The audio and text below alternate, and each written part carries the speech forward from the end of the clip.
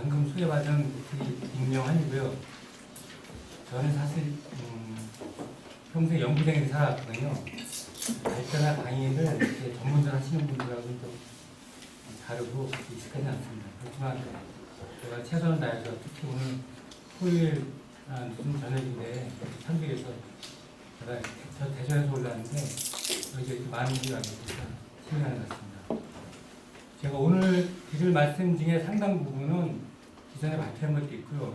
제가 오늘을 위해서 최근 슬라이드 몇 개 준비한 것도 있습니다. 이 첫 번째 화면 같은 경우는 제가 여러분의 학교에서 슬라이드 얻는데요. 제가 여기 이제 주제가 큰 주제가 암호경제라는 타이틀을 갖고 왔거든요.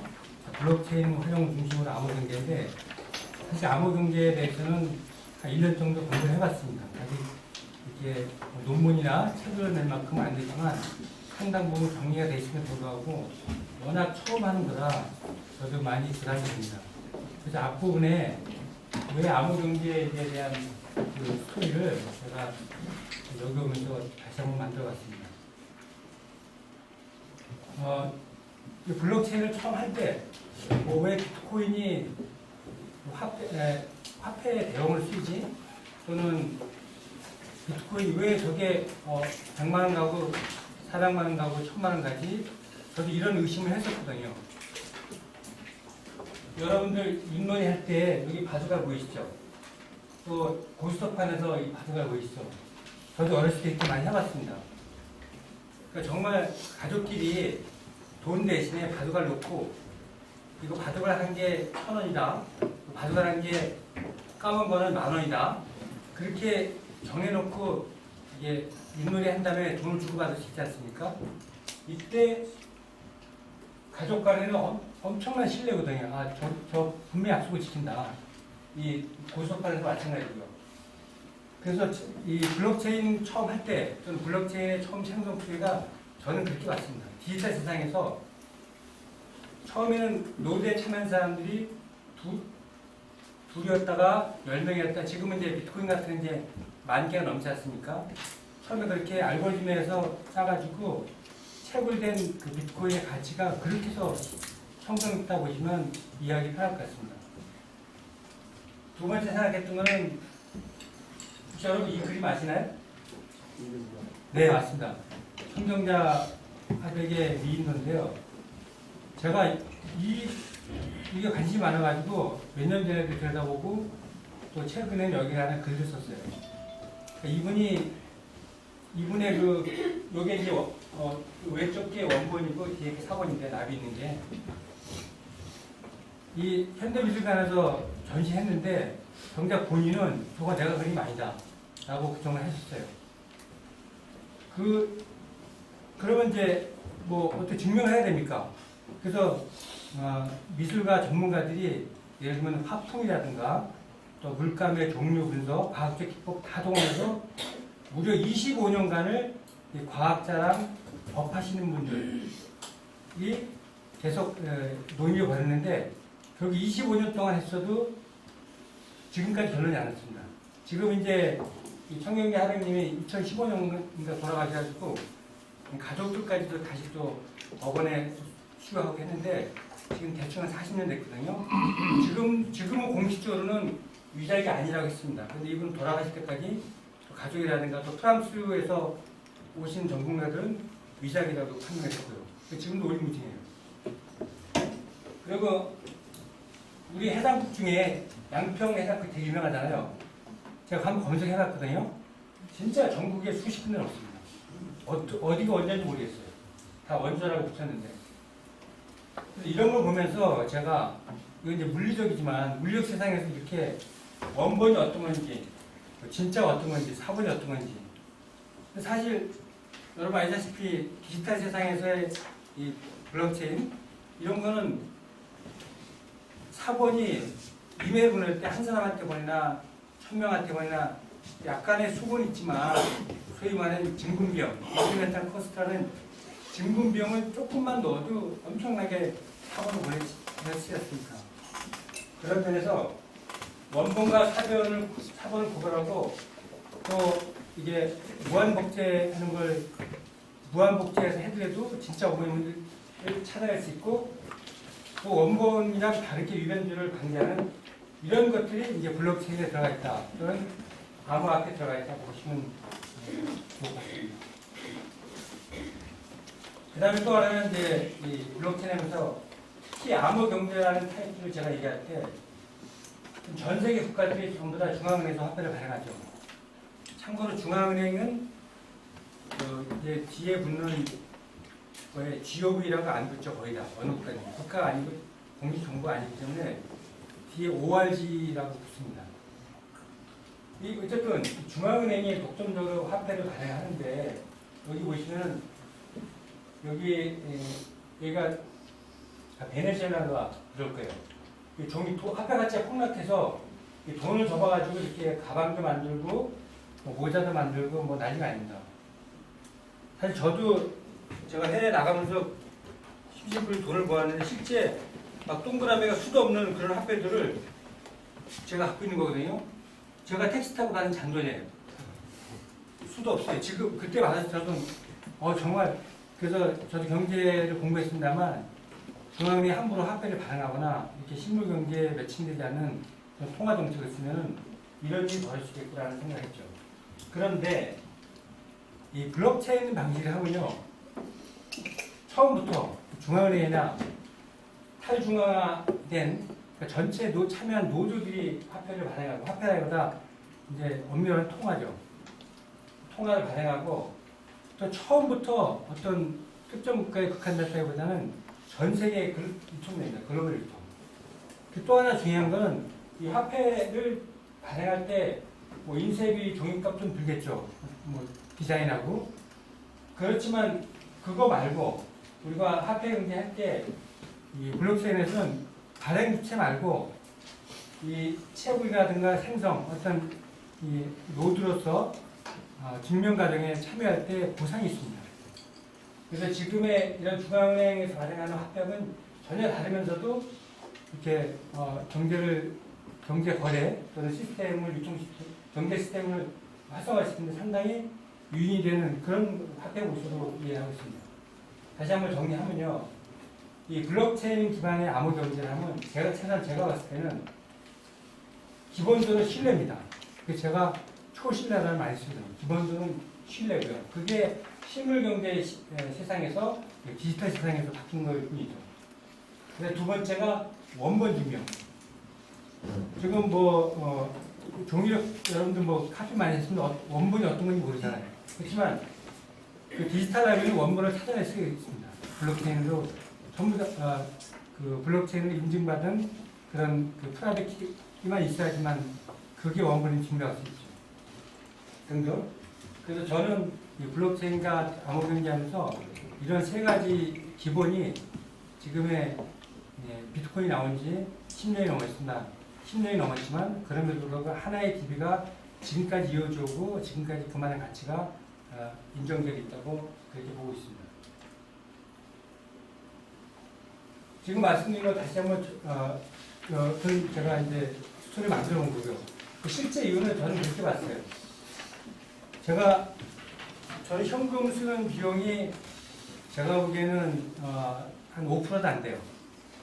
오늘도 저기 대전에서 오면서 택시 타고 지하철 타고 고속버스 타고 왔는데 택시비는 항상 현금 냅니다. 일부러 제가 좀 잔돈 남은 거 안 받으려고 현금 내고요. 그 다음에 이제 대여 가서 현금 낼 때 그 외에는 전부 다 저는 워낙 익숙하기 때문에 전부 다 디지털 머니 그런 걸 쓰죠. 그런데 유럽 같은 데는 더 그렇죠. 유럽은 알려진 바에 의하면 이런 신용카드라든가 전자화폐를 쓰는 기술이 현금을 쓰는 비용이 5% 미만이라고 합니다. 그런 세상이 됐는데 거의 모든 게 디지털로 거래되고 그런 세상이 왔는데 이런 해킹이 이루어지고 또는 핀테크가 왔음에도 불구하고 유변적으로 왔으냐고 이런 것들이 항상 문제였었거든요. 그래서 그거를 대안 기술을 그러니까 디지털임에도 불구하고 어떤 화폐적 기능을 갖는 안심하고 거래할 수 있는 그런 요구가 이미 10년, 블록체인 나오기 10년, 20년부터 계속 연구를 수행했었거든요. 그 중에 이제 채택된 게 블록체인 기술을 채택해서 만든 이 비트코인이 첫 번째 상용화돼서 저는 이해하고 있습니다. 그래서 제가 많은 분들이 이제 블록체인에 대한 대응이 됐지만 저는 뭐 한마디로 말씀드려서 보안성, 익명성, 투명성이 뛰어난 디지털 공공당국이다. 저는 분사원장이다. 이렇게 표현을 합니다. 그거는 제가 뒤에 또 말씀드리겠습니다. 이거 뭐 여러분들 많이 보셨겠지만 한 번 더 말씀드리면 제가 여기 원천적으로 이중지불 방지 및 이체 불가역성이라 하는데 그 이유는 예를 들면 요 블록을 치면요 다른 블록도 많이 있어요. 블록체인 인포 들어가면 그동안 많은 그 생성된 블록들이 또 생성된 그 포인들이 전부 다 볼 수 있습니다. 여기 클릭하면 꼬리에 꼬리 보고 다 나타나거든요. 이 비주얼로 보일 수 있게 해놨어요. 보면은 이 비트코인 같은 경우는 샤256이라는 방식을 써서 여기에는 이 블록을 하나 만들면은 그 블록에 이전 블록의 값이 다시 들어가고 이 헤더 부분에 해시값 들어가고 바디 부분에는 거래 내역들이 다 들어있습니다. 그런데 이걸 만약에 누군가가 여기서 이렇게 된데 이 전 내역을 바꾸거나 또 이 전 내역을 바꾼다고 가정을 하면은 제가 이 당시에 2018년 6월에 했을 때 계산된 겁니다. 이 당시에 이제 여기 사이트 가보면 비트코인 네트워크 해시레이트라는 그 사이트가 있습니다. 실제로 가보면 8천만 펜타플롭스 나오거든요. 근데 슈퍼컴퓨터는 지금 가장 좋은 게 한 122 정도 나옵니다. 그러니까 펜타플롭스는 펜타가 10의 15승이잖아요. 1000조. 그러니까 초당 1000조 번의 연산 능력 갖는 거를 1펜타를. 근데 슈퍼컴퓨터가 120인데 이 비트코인 같은 경우는 해시레이트가 8천만이니까 얘를 바꾸려면은 병렬로 이 슈퍼컴퓨터 80만 대를 병렬 양식시키면 8천만 나오죠. 그러면 이거 바꿀 수 있어요. 이론적으로. 근데 현실적으로 불가능하죠. 그래서 이제껏 수많은 암호학자들이 또 수많은 해커들이 비트코인입니다. 예를 들어서 해커를 시도하고 이걸 했음에도 불구하고 2009년 1월 3일 첫 번째 블록에 나오니 여지껏 바뀌지 않습니다. 여지껏 어느 누구도 성공한 사례가 없습니다. 지금 10년하고 오늘 4월 며칠이니까 하여튼 10년 4개월 됐네요. 저는 이제 요즘에는 처음에 저는 초기에 블록체인은 퍼블릭이냐 프라이빗이냐 이런 식으로 구분을 많이 했습니다. 그런데 어느 시점부터는 별 의미가 없구나 퍼블릭 프라이빗이. 그래서 제가 이제 시각이 좀 달라진 게 블록체인을 이제 기술적으로 보면은 예를 들면은 이제 프로포워크라는 작업 증명 방식 또는 지분이라는 프로포 스테이트 방식 또 이 프랙티컬 비잔티 프로토콜에서는 프라이빗 블록체인에서 다시 말씀드려서 그러니까 탈중앙화는 맞지만 그 블록을 형성하고 검증하는 과정에 권한을 위임받는 사람만이 참여하는 그런 방식의 기술을 이 프라이빗을 보고 있습니다. 그런 방식인데 여기서 나온 방식에서는 여기 있는 것처럼 프라이빗은 어떤 불력성을 일부 완화시켰습니다. 예를 들어서 여러분들이 은행 이체를 하는데 금융에 쓰이는데 100만 원을 쳐야 되는데 앞에 숫자 1자 대신 2자를 실수할 수도 있잖아요. 그죠? 그 다음에 또는 뭐 0을 하나 더 붙이면 또 큰일 나죠. 100만 원에 막 1000만 원 돼버리고. 근데 지금의 만약에 비트코인 방식으로 퍼블릭 방식으로 그런 일을 행위하면은 그런 경제 행위를 하면은 바꿀 수가 없습니다. 아까 말씀한 것처럼 슈퍼컴퓨터는 엄청나게 들어가지 않는다. 그래서 이 프라이빗 방식은 그런 것들을 좀 완화시킨 거죠. 불협성을. 그래서 저는 이런 이 기술적인 이런 특성들을 예를 들면 베리데이터의 그 신뢰도라든가 또는 익명성의 순정도 또는 확장성 이 네 가지 기술적 특성을 봐가지고 조절합니다. 지금은 요즘에 나오는 블록체인들은요 거의 하이브리드라고 보시면 됩니다.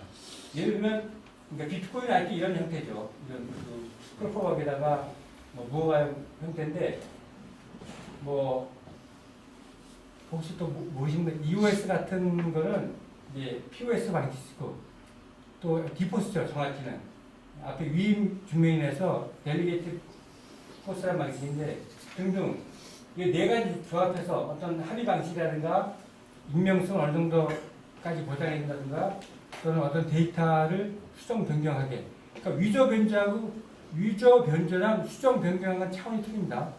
위조 변경은 허가받지 않은 것을 마구 바꾸는 것이고 수정 변경은 허가받은 사람만이 바꿔주는 거죠. 수정 변경을 가능하게 해주는 것이고 확장성은 두 가지인데요. 그러니까 메모리 용량이라든가 아까 헤더 부분, 바디 부분 그런 부분의 용량을 해주는 것도 확장성이지만 요즘에 확장성이라는 표현을 쓸 때는 어떤 특정 분야가 아니라 다른 분야에도 많이 적용할 수 있는 것을 그 스케일러빌리티라는 표현이 두 가지로 쓰이고 있습니다. 그런 것에 따라서 달라지고 있고요. 어쨌든 그럼에도 불구하고 많은 사람들이 아직도 비트코인을 얘기하고 프로포를 얘기하는 이유 중에 하나가 현재 블록체인으로 구현된 상용 제품들의 예를 들면 크립토커런시라는 암호화폐를 봤을 때는 한 2,100개 되고요. 그 중에 POW라는 작업증명 프로포 방식이랑 또는 무허가용 방식이 무려 지금도 한 80% 정도 됩니다. 그래서 많은 분들이 자꾸 얘기하는 이유고 저도 마찬가지입니다. 그렇지만 점진적으로 처음에는 한 95% 했었어요. 제가 처음 2005년도에 일기 시작했을 때는 그랬었는데 지금은 점진적으로 이 방식이 늘어나고 있는 추세입니다. 제가 처음에 할 때 아까 신뢰를 말씀드렸죠. 강한 신뢰. 저는 제가 4차 산업 하시는 분들한테 항상 얘기하거든요. 그분들이 블록체인을 빼놓고 얘기 많이 해요. 뭐 인공지능, 빅데이터, IoT, 오토 다 얘기하죠. 그래서 블록체인을 왜 빼놓고 얘기냐서 제가 그걸 만든 겁니다. 지금은 그러니까 재작년까지 거의 안 썼거든요. 작년에 이제 많은 분들이 4차 산업 얘기할 때 블록체인을 씁니다. 그 이유는 뭐 초연결, 초지능 여기까지만 주로 이렇게 해요. AR, VR 해가지고. 그런데 아무리 초연결이 되고 초지능이 되고 초시감이 돼도 신뢰받지 못하면 무너집니다. 그래서 저는 4차 산업혁명의 종결장, 저는 마지막 완성도를 높이는 것은 블록체인으로 강히 말씀드리고요. 그런 의미에서 4차 산업혁명이 반드시 들어간다. 그렇게 주장하는 사람들이 하나입니다. 제가 또 하나 이 블록체인을 몇 년을 하면서 느낀 건데 처음엔 저도 뭐 암호 이론 배우고 뭐 플랫폼 배우고 뭐 정신 없었죠. 시간도 오래 걸리고. 근데 그거를 다 끝내나니까 다른 게 보이더라고요. 다른 거라면 이제 기술적인 거 말고 경제적인 거, 정치적인 거, 사회적인 거 제가 뒤에 이제 그림 하나 보여줄 건데요. 이거는 일반적인 거, 많은 사람들이 이 슬라이드는 블록체인하고 상관없이 많이 써왔거든요. 이렇게 수백 년 동안, 어떤 면에서 수천 년 동안 이런 중앙집권제에 돼 있었죠. 경제구조, 사회구조, 정치구조 모든 게 마찬가지죠. 그러다가 15세기, 16세기 지나면서 서서히 이런 뭐 지역주의, 지방분권 이런 것들이 대의민주주의 이런 것들이 발생했죠. 그런데 최근 몇 년 여러분도 아시겠지만 여기 있는 것처럼 P2P 네트워크 또는 개인은행, 1인기업 우리도 그 발전이 60년 만에 우리가 중앙에서 민간도 발전해서 판매할 수 있는 게 작년에 개정이 됐습니다. 60년 만에. 시민자치, 직접민주주의, 공익경제 이런 것들이 최근 2, 3년간 키워드로 등장했죠. 그러면서 이 그림을 많이 보여줬는데 이 그림을 저도 추적을 해봤어요. 처음엔 제가 몇 년 전에 쓴 글에서는 이 그림을 인용을 다른 걸 했어요. 그런데 결국 찾아냈어요.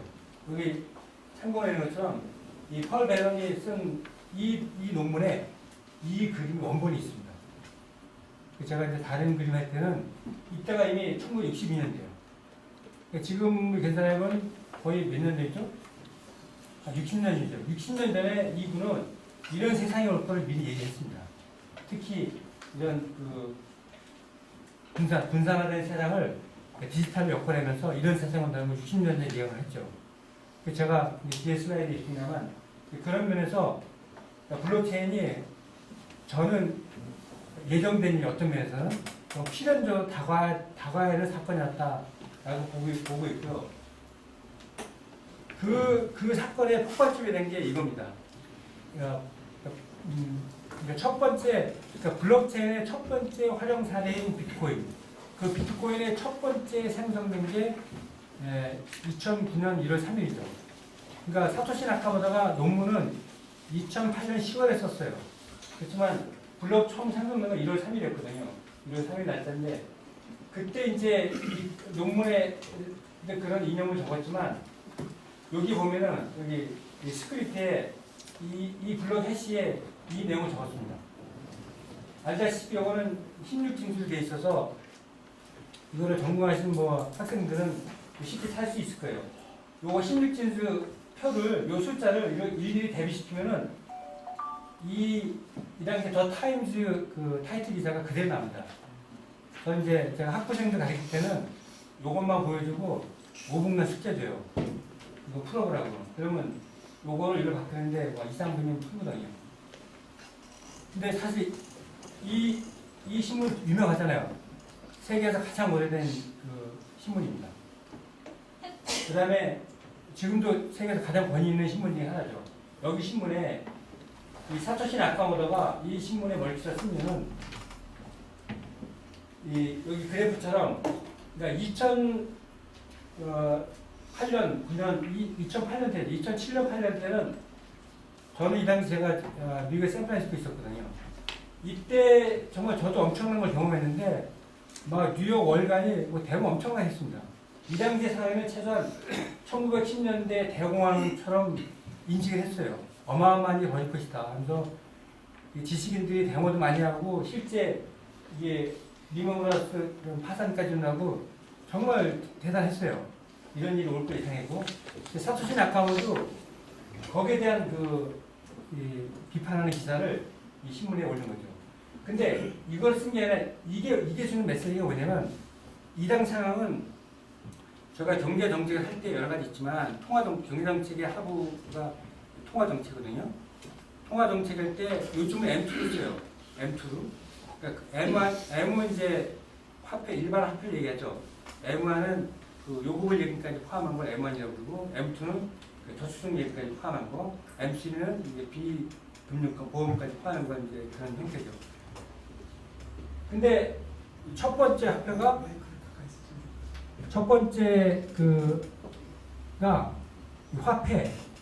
화폐를 사실 다른 나라들이 아까 첫 번째 그림처럼 중앙은행이 화폐를 발행하면은 당연히 인플레 때문에 화폐 가치가 떨어지죠. 미국도 저 당시에 물가라든가 여러 상황에 앉아서 US 달러를 엄청 발행했습니다. 그거를 경제용어로 양적 완화라고 부르죠. 엄청나게 했습니다. 그런데 미국 달러 같이 안 떨어졌어요. 이유는 딱 하나입니다. 전 세계가 빨대처럼 빨아들였어요. 전 세계가. 그래서 미국의 양적 완화라는 이름의 그 통화 정책을 쓴 거를 전 세계에 고통분담했죠. 사토시 나카모토가 그걸 비판했고, 그래서 미국의 FRB가 발행하는 화폐 말고 전 세계 어느 누구도 간섭받지 않고 어느 누구도 가지 않은 그런 그 권한을 가진 사람들이 노대에 참여하는 사람들이 발행하는 그런 세상을 만들자라는 게 취지였어요. 그렇다고 지금 이제 블록체인 하는 사람 포함해서 저를 포함해서 지금 있는 화폐 경제 시스템 완전히 바꾸고 저걸 한다 하는 사람 단 한 명도 없습니다. 일부분은 그러니까 디지털 세상에서 일부는 이제 저걸 쓰면은 상당히 효율성이 있다고 보기 때문에 그걸 쓰는 의미지 완전히 아나키스트처럼 무정부 자본주의처럼 이렇게 막 세상을 전복시 그런 의미는 아니고요. 일정 부분은 저렇게 신뢰할 수 있는 전 세계가 함부로 화폐를 통화 정책을 함부로 남발해서 고통을 주는 그런 일이 없게끔 하기 위해서 만드는 엄청난 철학이 있는 걸 제가 들여다봤고요. 그래서 다시 또 그러면 그 앞에는 또 뭐가 있을까? 이제 거기까지 갔으니까 제가 이제 2015년도에 블록체인 빠져들면서 그 다음에 앞에 2008년도까지도 들여다봤고 근데 앞에 뭔가 있을 것 같아요. 그냥 나온 게 아니라. 그래서 또 제가 왔어요. 보니까 제가 원래는 이 슬라이드 하나만 가지고 제가 한 시간 하거든요. 이 슬라이드 하나. 왜냐면 제가 이게 여기 이제 이건 하나인데 원래는 세 장을 하나로 만든 거예요. 각각 이벤트마다 전부 다 조사를 해봤어요. 무슨 일이 있었는지. 결론은 뭐냐면요. 저스티스 정의입니다. 마지막에는. 그러니까 블록체인이 추구하는 게 바로 제일 마지막에 있는 정의. 그 정의는 뭐냐면, 여기 제가 중간에 이제 존 로크 사상론이가 미국의 그 독립선언서를 보면은 그존 로크 사상의 두 개랑 그 제퍼슨이 기초한 그 독립선언을 보면요. 그 존 로크 사상의 70%는 들어가 있습니다. 이념적으로 하나 빠진 게 행복 추구권. 그거 하나 더 집어넣죠. 이쪽에 이제 블록체인 하시는 분들은 거의 다 사상이 학파 치면은 오스트리 학파예요. 그 다음에 최근에 나온 이제 행동경제학 또는 행동심리학 영향을 많이 받았고요. 그 사람들은 사람이 태어나면서 어느 누구도 강제할 수 있는 세 가지 권리가 있죠. 천부적 자연권이라고. 그게 생명, 자유, 재산입니다. 이 세 가지는 국적 불문하고 귀천불문하고 어느 국가 막론하고 절대로 강제할 수 없다라는 게 제가 본 이렇게 기원전 2100년 이 우르나우 법전 저는 어렸을 때 한문화의 법전이 최고 법전을 배웠거든요. 지금은 교과서 바뀌었다고 합니다. 그러니까 BC 2100년까지 거슬러 올라가도 지금 얘기한 천부적 자연권, 생명, 자유, 재산권 이것만큼은 세상의 박들이 변하지 말아야 된다는 게 그래서 이 블록체인의 기본 사상은 저는 그렇게 보고 있습니다. 전부 다 이런 것들이 그거를 추계해서 이런 일이 벌어졌고요. 그래서 얻은 게 이런 거죠. 자유, 민주주의, 분권, 정의, 사회재산 보장. 이런 것이 이제 네트워크 세상, 디지털 세상 또는 그 크립토그래피, 암호경제 또는 이런 기술적으로 디지털 세상에 이런 정신이 반영된 걸 보시면 됩니다. 제가 2008년도에 말씀드린 대로 사토시 나카모토 논문이 나왔죠. 여기서부터 이미 60년 전 거슬러 올라서 아까 그림들 있죠. 펄베런 그 학자의 그런 그림. 거기부터 나왔지만 정말 지금의 그 비트코인에 적용된 또는 그 블록체인의 핵심이라는 것들이 이미 여기 있는 것처럼 20년 전, 30년 전에 이미 구현이 되어 있습니다. 아까 블록을 설명할 때 제가 헤더 부분, 바디 부분이 있잖아요. 바디 부분에는 거래 내용들을 거의 다 실어넣습니다. 그것도 해시값만 넣는데 거래는 양이 많잖아요. 그 거래 건수가 크립토커런시 좋은 거는 수천 건도 한 번에 들어가거든요. 걔를 어떻게 관리합니까? 일종의 데이터베이스인데 해시값 연결해고 그거를 이미 블록체인이 나오기 전부터 여기 있는 그 날튼 머클이라는 분이 1979년에 디지털 시그니처에 논문도 썼고 USB 때 미국의 페이턴트 등록가 됐습니다. 지금도 여러분 그 인터넷 치면요, 그 날튼 머클의 특허 보면 찾아낼 수 있습니다. 저 이거 보고 제가 깜짝 놀랐어요. 저는 블록체인 2015년에 하면서 그냥 바디 부분에 머클트리 그거 거래값을 해시값 해가지고 찾아낸 그거 DB잖아. 그러면서도 머클이 뭔지를 그냥 생각 없이 없거든요. 그러다가 이분이 처음 만들었기 때문에 그 용어를 쓴 겁니다. 지금 블록체인의 모든 그 밑에 그 바디 부분에 그 해시값 찾아내는 트리들을 공식 용어는 머클 트리라고 씁니다. 그 머클이 이분입니다. 등등. 또 마찬가지로 비트코인에 적용된 프로포 이런 방식도 비트코인 나오기 10년 전에 만들어졌죠. 다른 기술도 마찬가지고 등등 생각을 하고요. 그 다음에 그렇게 해서 이제 암호화폐가 나오기 전까지 아직은 암호화폐 크립토커런시가 나오지 않은 거거든요. 여기다가 이제 이런 정신 외에 자율, 공유경제, 분산, 공정, 개인정보 이것까지 넣어서 좀 써먹을 만한 거 만들어보자는 게 그게 바로 블록체인 기반의 크립토 커런시입니다. 여기 비트코인 2009년 1월에 나왔지만 이미 20년 전에 그 데이빗 차움 교수 한국에도 몇 번 왔다 가시죠. 암호학의 아버지고 세계적인 거물 중에 한 분이죠. 이분을 포함해서 등등등 이렇게 특징적인 이제 그 크립토커런시 계속 나왔습니다. 그런데 여기는 자유고 여긴 자유고 프리덤, 오토노미 그 제가 용어를 쓰인 이유는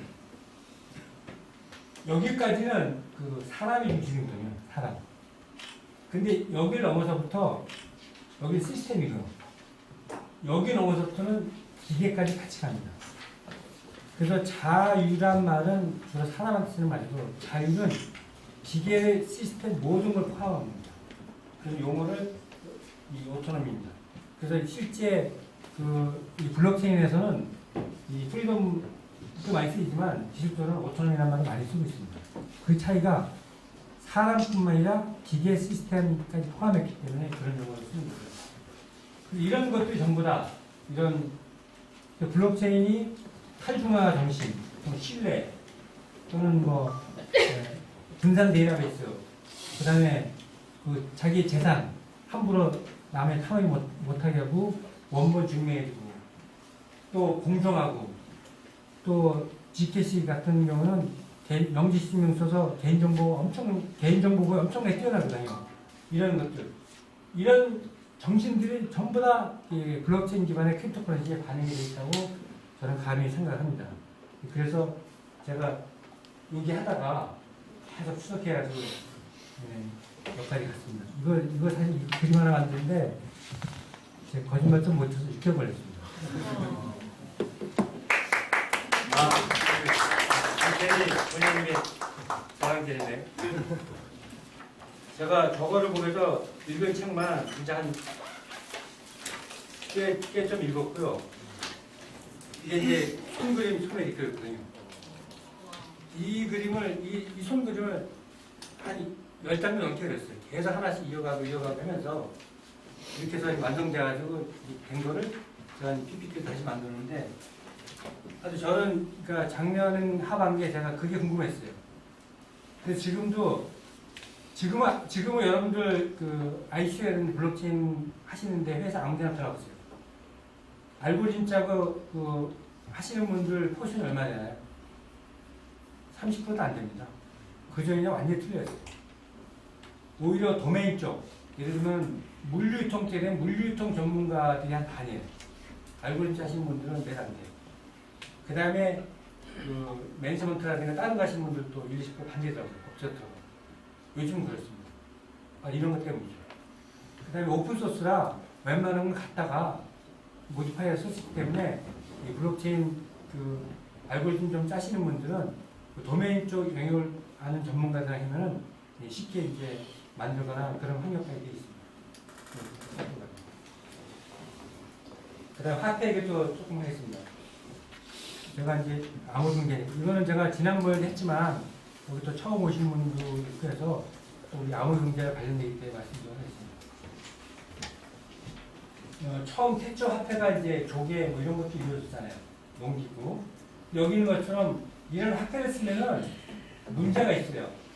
개별 지역별로 수학여행도 틀려지고 또 휴대 저장이 불편하고 또 이렇게 물질이 변화도 되거든요.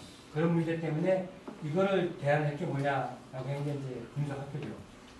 그 세계 최초 리레하게 일렉트론 금화 등등 만들어졌죠. 제가 딴 데 가서는 이제 이것도 퀴즈를 내거든요. 왜 화폐들이 이렇게 똑바로 안 만들어졌는지, 얘는 똑바르고.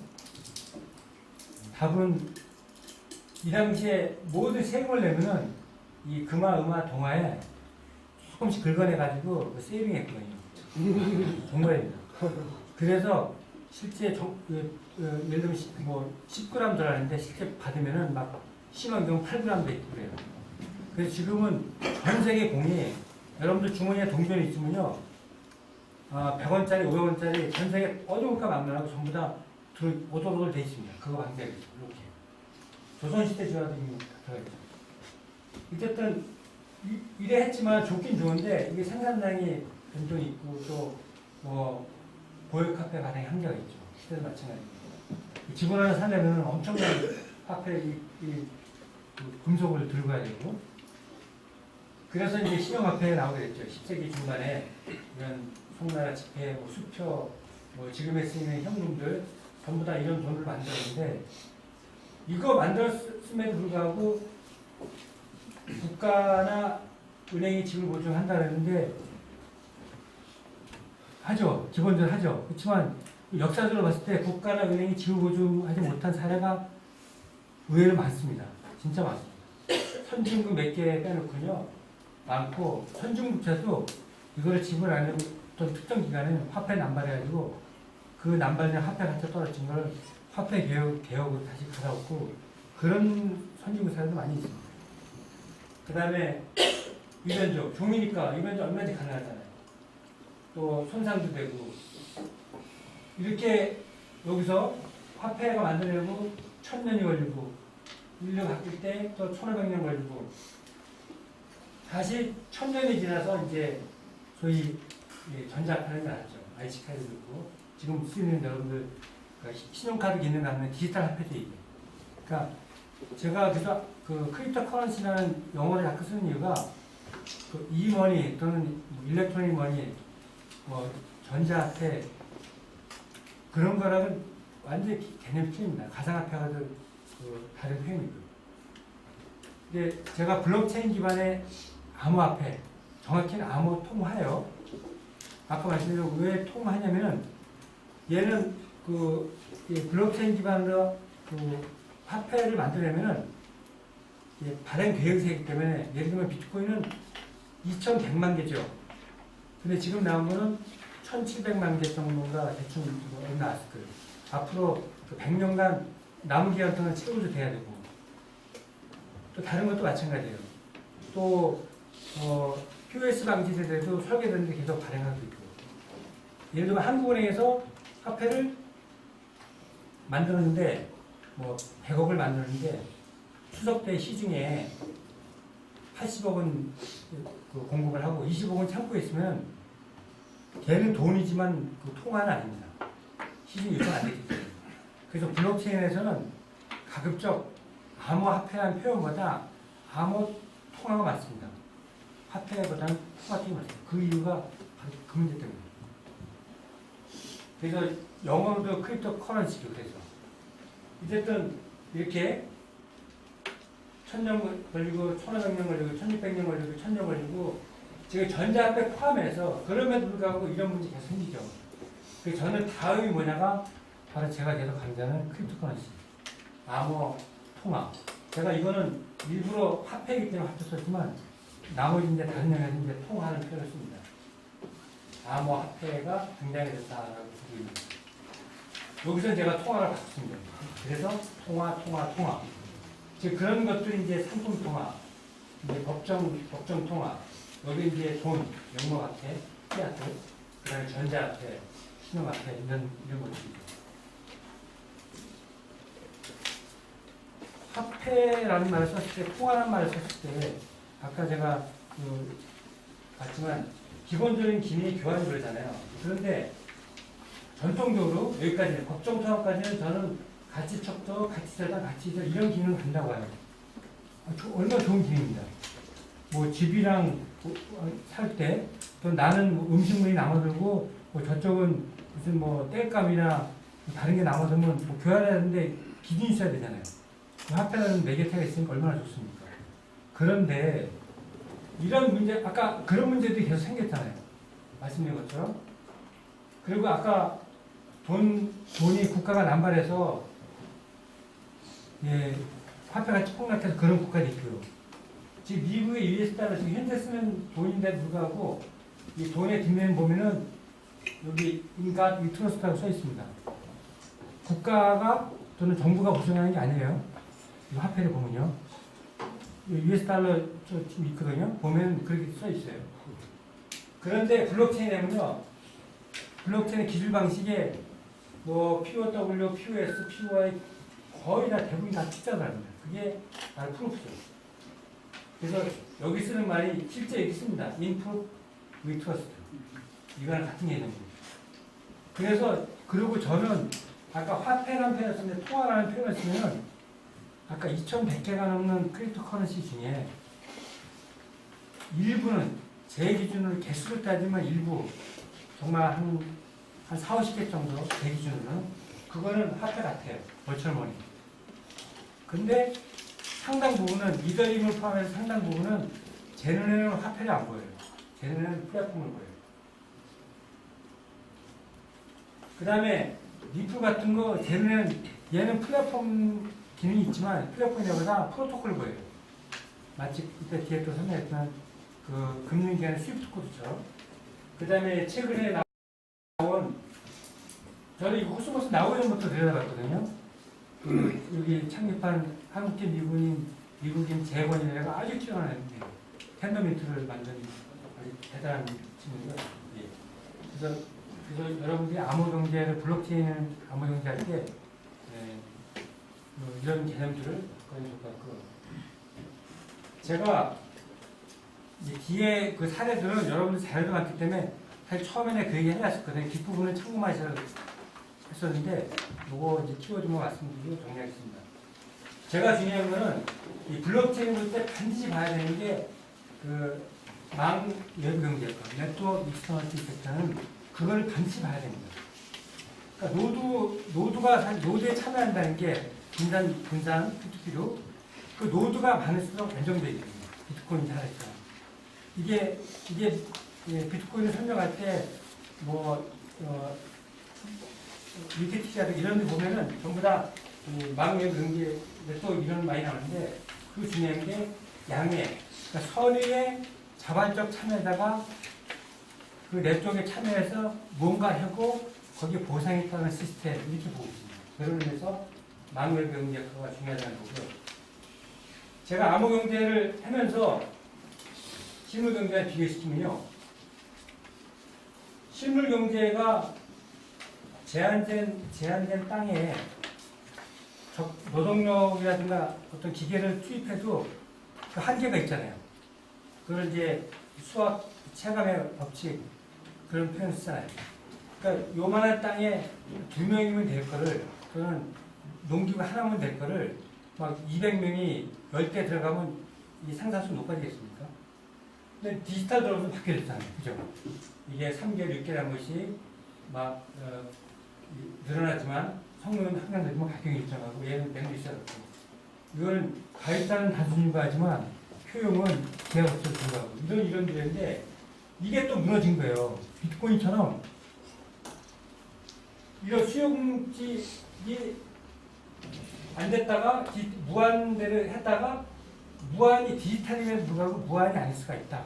라는 게 블록체인 나오면 생긴 거죠. 비트코인처럼 2,100만 개가 딱 정해져 있지 않습니까? 무한이 아니라 등등.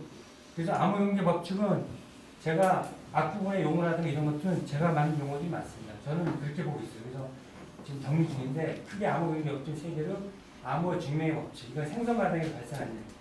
그 다음에 암호를 만들어내서 그 트랜잭션 거래라든가 이런 것들이 유효한지 밸리데이터가 참여해서 그런 단계를 저는 합의 유예 법칙. 그래서 세 번째가 그 네트워크에 참여해서 연결되는 분산 분리에 참여하는 그런 법칙을 써서 분산 연결 법칙 이 세 가지를 보고 있습니다. 그럼 제가 그냥 생략하고요. 이거 제가 생략할게요. 이거는 제가 블록체인 하면서 한국만 지나칠 정도로 민감하게 재작년 작년에 퍼블릭 프라이빗 가지고 싸웠잖아요. 저도 그 논쟁에 아마 참여한 적이 있었고요. 근데 바깥에서 봤을 때는 여기 있는 것처럼 퍼블릭 프라이빗 되는 수가 없습니다. 여기 있는 거에 여기 체크하는 게 여기는 코인이나 토큰이 있는 거예요. 다른 것들은 없는 거고요.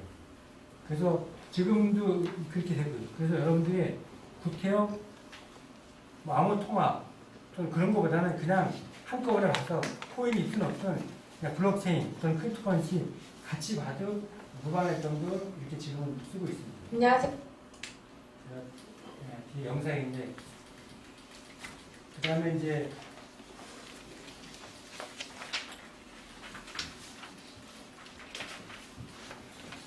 이 화폐 부분에서 암호 경제니까요.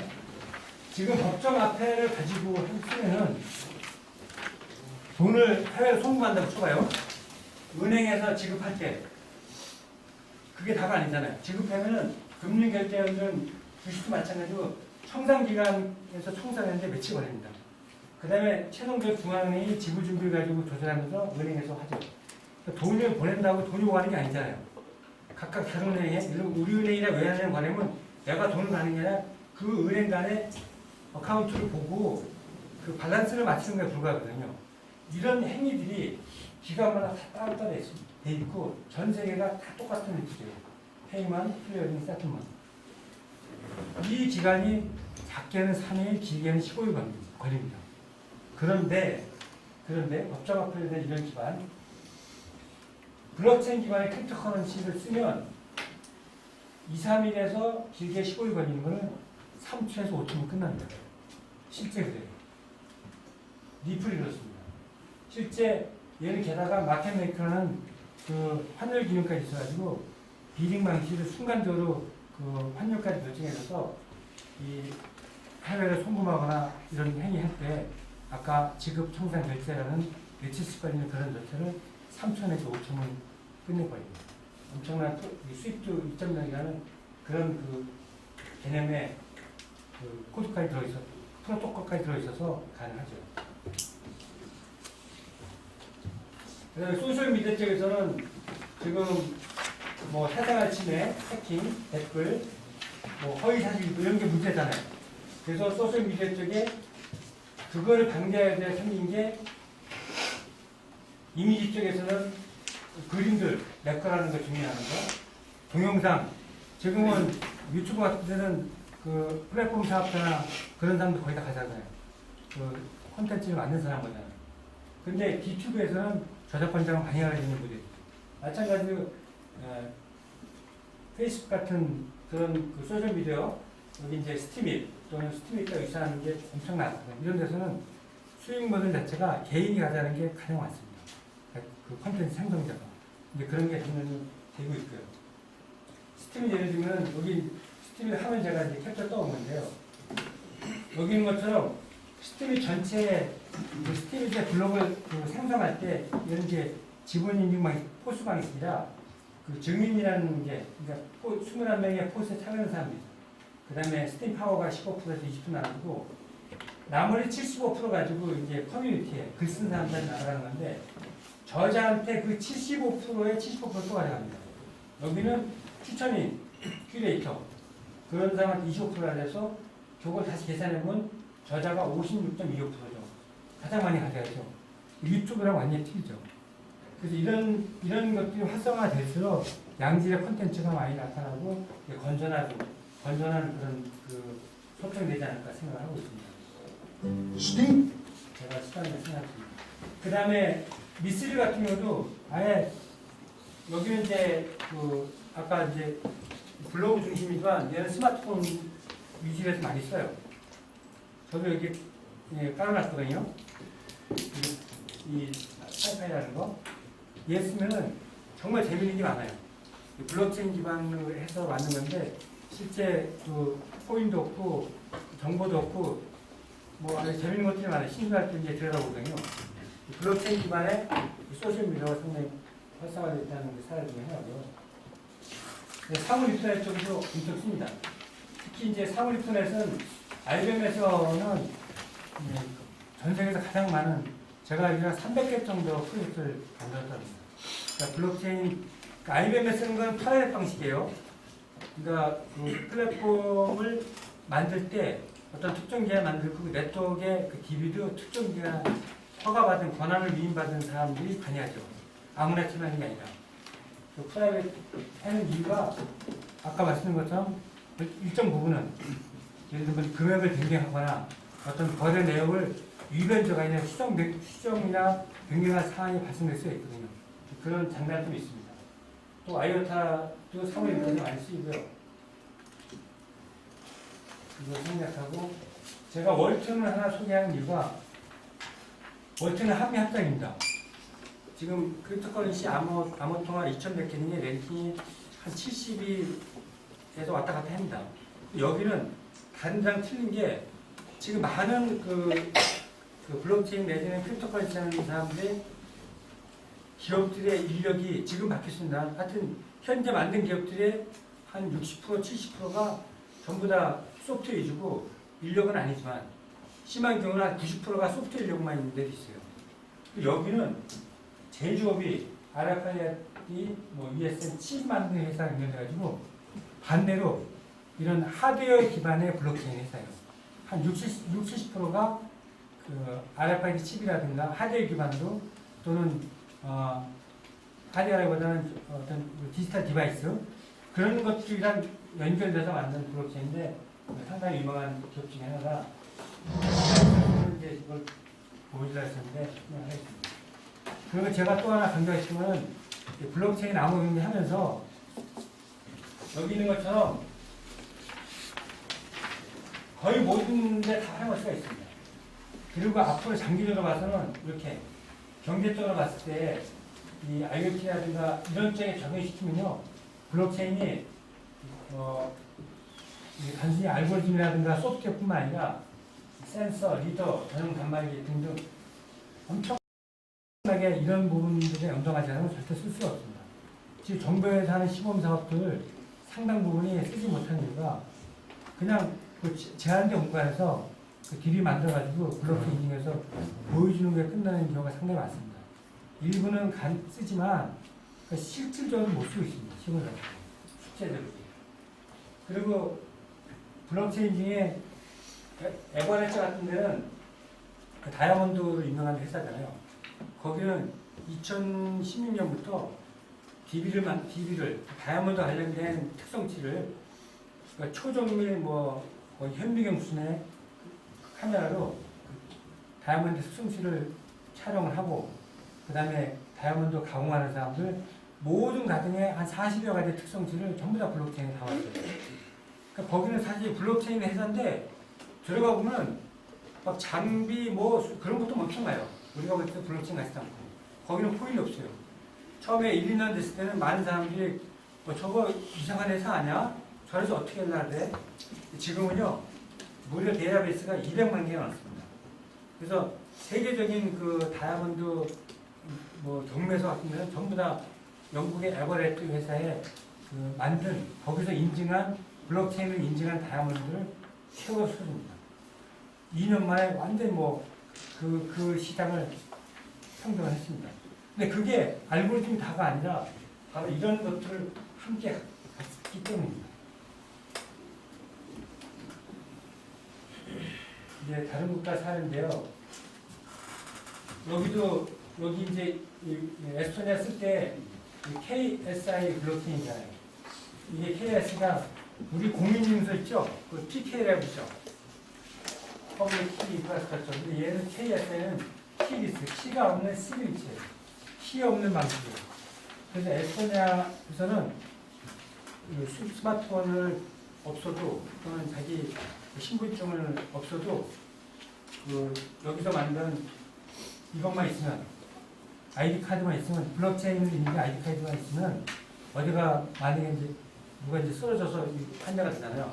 그럼 저 키만 응급조치하는 사람 딱 꼽으면요 그 모든 게 라인 고수는 모든 정보들이 권한받는 사람을 볼 수가 있습니다. 그 사람이 어떤 병이 때문에 쓰러졌는지 어떤 조치를 취해야 되는지 나이가든지 가족관계 뭔지 다 들어있습니다. 그걸 아무도 허가받는 사람만 볼 수 있는 그렇게 만들어놨죠. 등등 이렇게 하고 있고요.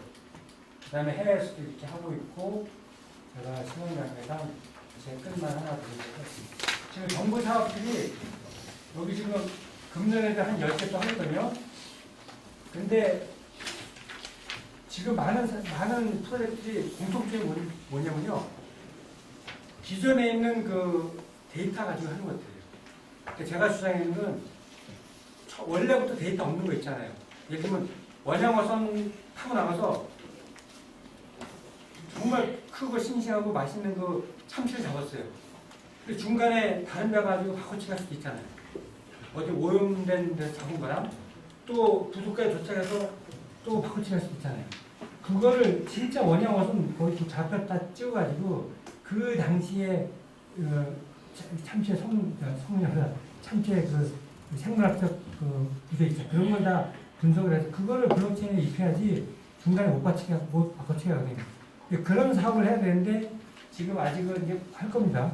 제가 비판하는 게 아니라 과거 해온 것은 아직은 이런 수준에 있어요. 있는 거 같아요. 이거는 이제 블록체인 분들은 정말 뭐 웬만한 것들은 한 달이면 끝냅니다. 그리고 제가 블록체인이 아까 말씀드린 것처럼 초신뢰이기 때문에 국민생활 또는 사회 문제를 해결하는 데 쓰라는 그 제안해서 했던 거고요.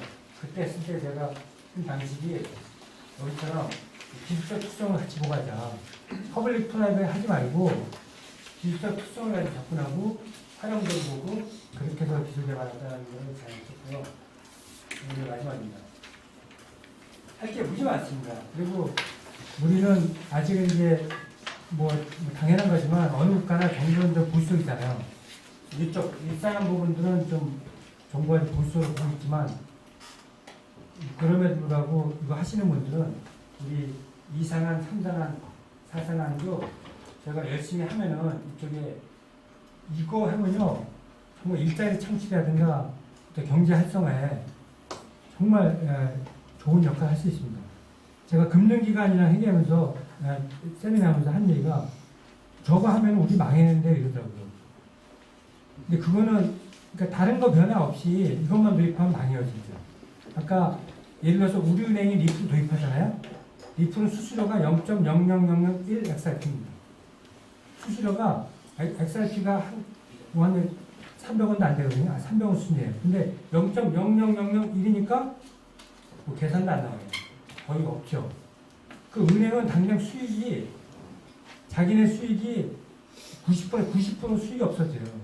그 망하는 거 아니고 그거 맞는 얘기죠. 근데 다른 나라들은 이제 금융기관들이 그런 현금, 돈을 예금하고 맡기고 대출, 그런 예대출에 극한하지 않고 디지털 자산을 가지고 금융업에 진출하고 있어요. 집을 디지털 자산 만들 수 있어요. 우리 콘도 같은 거는 그게 디지털 자산 개념이거든요. 콘도가 자기가 소유합니까? 웬만한 것들은 부자한테 사지만 분양받는 사람도 있잖아요. 10명이 20명이 지분 가지고 한 달에 1년에 며칠 쓰는 거 그런 거 블록체인 모델에 바로 쓸 수 있습니다. 그러면은 그거를 디지털 자산을 만들어서 거래하는 거 금융기관들이 그런 사업을 확장해서 새로운 그 경제를 창출해야지 그냥 옛날 하는 방식, 지금 하는 방식, 예대출만 가지면 망하는 거 맞습니다. 그러면서 변화되는 세상에서는 블록체인 기반으로 이런 것들, 이거 전부 다 신산업들입니다. 이런 것들을 하면은 상당히 경제가 활성화되지 않을까 생각됩니다. 네, 이상입니다.